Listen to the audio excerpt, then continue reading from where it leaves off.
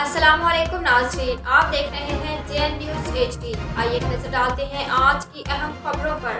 खबर शामिल करते हैं नवाब शाह से। डिस्ट्रिक्ट रिपोर्टर राव मोहम्मद अफजल राजपूत की रिपोर्ट के मुताबिक जमात इस्लामी सिंध के अमीर और साबिक रुकन कौमी असम्बली मोहम्मद हुसैन मेहनती ने कहा है कि हुकूमती गफलत की वजह से इस वक्त पूरा सिंध बदअमनी की लपेट में है, लेकिन साबिक सदर आसिफ अली जरदारी का आबाई शहर नवाब शाह मुकम्मल तौर पर डाकुओं के रहमो करम पर है, जहां शहरियों और ताजरों के जानो माल गैर महफूज है।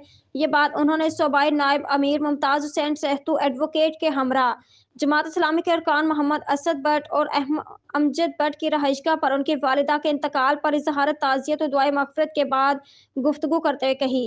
उनका कहना था कि शहर के ताजिर, सियासी और समाजी तंजीमें मुसलसल एहतजाज कर रही हैं, लेकिन इंतजामिया खामोश तमाशाई बनी हुई है। सूबाई अमीर ने तंजीमी इजलास में गुफ्तगू करते हुए कहा कि जमात इस्लामी ने पूरे सूबे में जमात इस्लामी की दावत पहुँचाने के लिए रजू अल्लाह मुहिम का आगाज कर दिया है। लोग महंगाई, बेअमनी और बेरोजगारी से परेशान हैं। मरकज और सूबों में बरसर इक़्तिदार जमातों ने कौम को मायूस किया है। ऐसे में जमात इस्लामी उम्मीद की किरण है। हालिया बारिश और सैलाब मुतासरीन की जो खिदमत की है, लोग इसके मुतरफ हैं।